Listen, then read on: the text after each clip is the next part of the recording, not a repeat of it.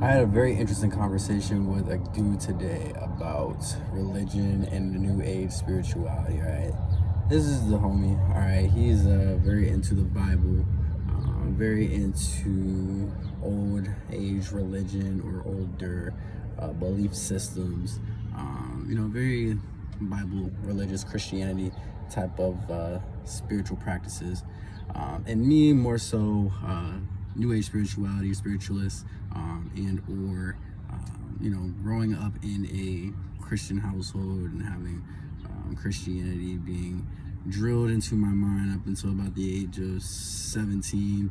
When I joined the military, we just had an interesting conversation, more so about the Bible. My discussion or argument was that there's a lot of how do I say, como se dice, mishaps or cracks in the Bible where it's not specified, where it leaves space for the reader to gain their own individual understanding of a certain passage or whatnot, and how everything that is in the Bible is not necessarily true due to you having your own specific perspective of that scripture, what that means to you at that point in time. Now, I did have a discussion about, it basically boiled down to gender, gentrification. What else was it? Astrology I brought into, which he claimed was witchcraft, which I'm going to get into a little bit later, and sexuality, homosexuality, Jesus, heaven and hell, good, bad type of conversation and debate or type of energy here. It started out with us talking about bringing up what is just, what is good, what is bad. Okay, my argument was that I guess there's no polarity there. Okay, your perception of something that is good may not be someone else's perception of something that is good and or bad, vice versa. Now, obviously, growing up, you're taught what is good, what is bad, what is okay, and what is not.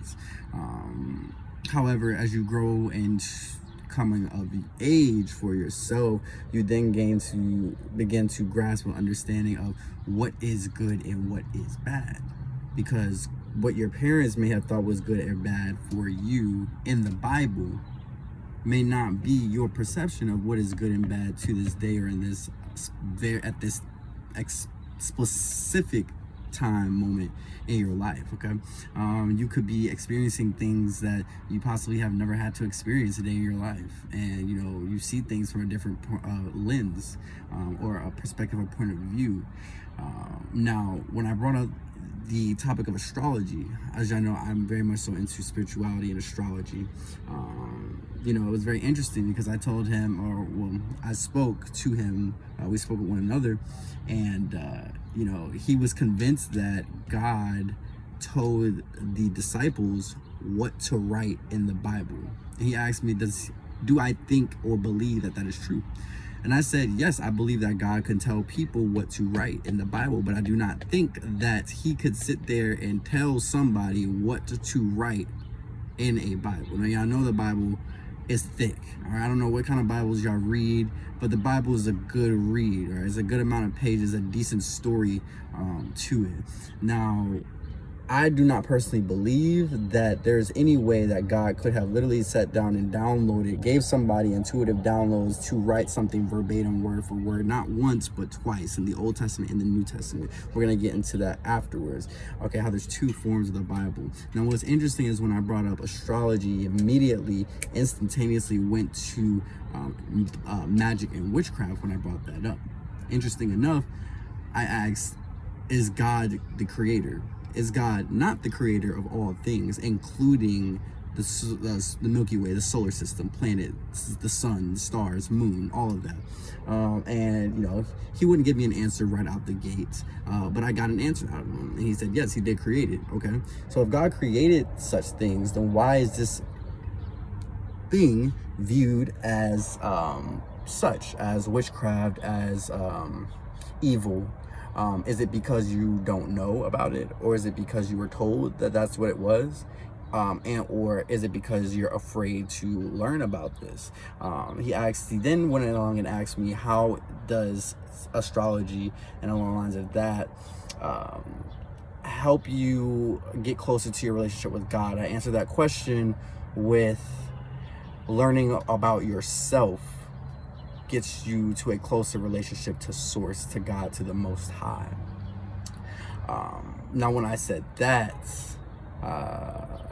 he was confused, and I can understand why he's confused, especially someone that's not into astrology, that's not into spirituality, like myself. But I went ahead and I explained, I went ahead and noted that the more that you know yourself, the closer you are to God. I also asked him, does he think that God is an internal or external source? He went ahead and replied that he thinks that it's both. Okay, so if God is both an internal and external source, how would it not make sense that learning about yourself would be the closest thing to get you to that God, or that God level of consciousness or vibration or energy? Now, he went ahead and also stated that there's no such thing as energy, frequency, vibration. I went ahead and my debate, or my debacle to that, my reply to that was, our conversation right now is an exchange of energy. Okay, anything that we experience is an exchange of energy. Okay, so it was just it was very interesting because we're very similar in age brackets, groups, backgrounds, okay, things along the lines of that. I don't know his life story, but I know we're in similar situations, and I just thought it was interesting how I was able to see the side or the perspective that he was explaining to me.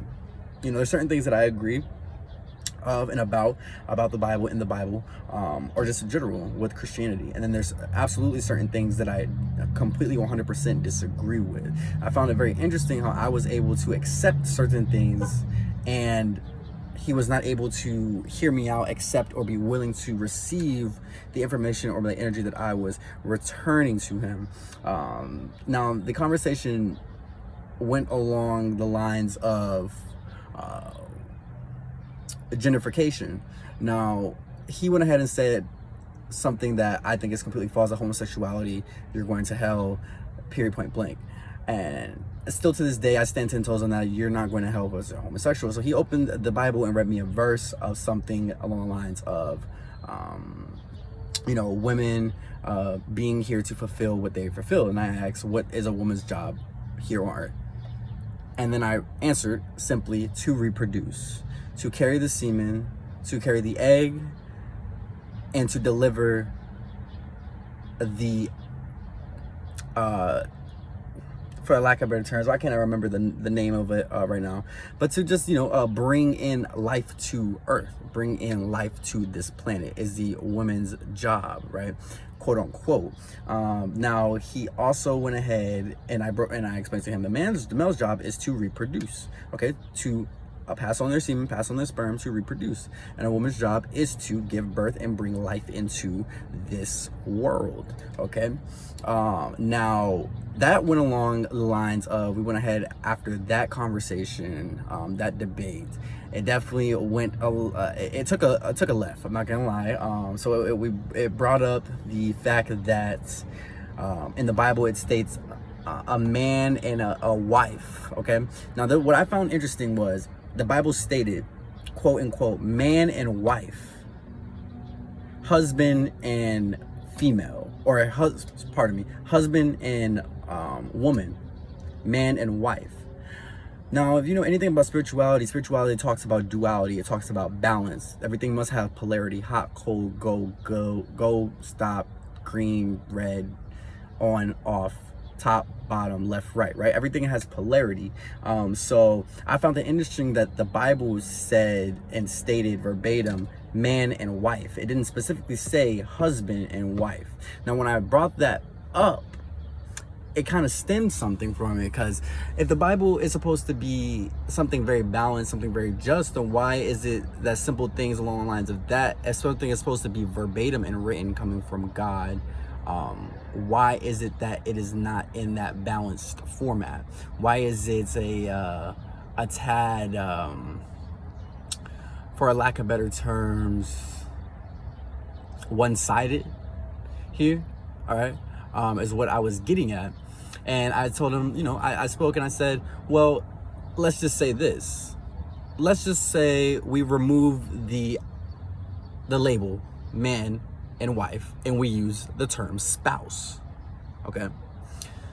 LGBT community, whatever, what have you not, gender fluidity, use the term spouse majority of the time. Now, this is new age kind of energy, right? And this also goes with gentrification and gender fluidity. In the time of Asia we're in, we get a lot of people that are born a woman and that later on, would be like to be recognized as a man. Born a woman, now a man. Born a man, now a woman. Now, you can replace those labels without having a sex change, is what I was getting at. So in the Bible, it says man and wife, right? So let's take that label off, right? Man and wife. What is the male role of a household? To lead, to provide safety, protection, and to teach, right? What is the motherly figure of the household? To nurture, to feed, to take care of, to cod, okay? And along the lines of that here. So that was another point that I made. All in all, it actually boiled down to science, all right? This is when I went back to astrology. So later on, I asked him, he asked me why, so if that's the case, then why isn't there a woman, why can't men give birth and women have genitals? And I said, simply because there's two chromosomes. There's an X chromosome and there's a Y chromosome. Simple. You need one from one and you need one from the other in order to come together to make to reproduce, right? That's simple. You need an X and a Y chromosome, all right? Which was also interesting is I stated the fact that when you are born, when you are formulating inside of an egg, you are a female. You are the female, como se dice, before you are a male, you are a female. Okay, simple as that. Because of the way that the woman's organs system is set up. Now, you can even see the internal organ of a woman, the reproductive system, is two ovaries, and I forget that term, pardon me, all right, no disrespect, but it is almost very similar to testicles and a penis, okay? And so I made that that statement, and that kind of took it for a turn. It was like I noticed that it was getting a lot more difficult for him to defend the Bible when I started making certain statements. And he claimed he has a connection to the Holy Spirit, and he could be, very well he could, I nothing against you, I 100% believe that. But then I was like, I'm not a religious Bible reader, all right? But I know for a fact I have a direct connection to source, to God, to the divine, to the Most High, God. And I get messages not only from the Bible, because that's not the only way that you receive messages. You can receive messages and hear God in many ways. You just have to listen, you have to see. And that can be from movies, from music, lyrics. All right, God communicates to you in many different ways, not just the Bible, which I pointed out also. So it's not the fact that Christians or Christianity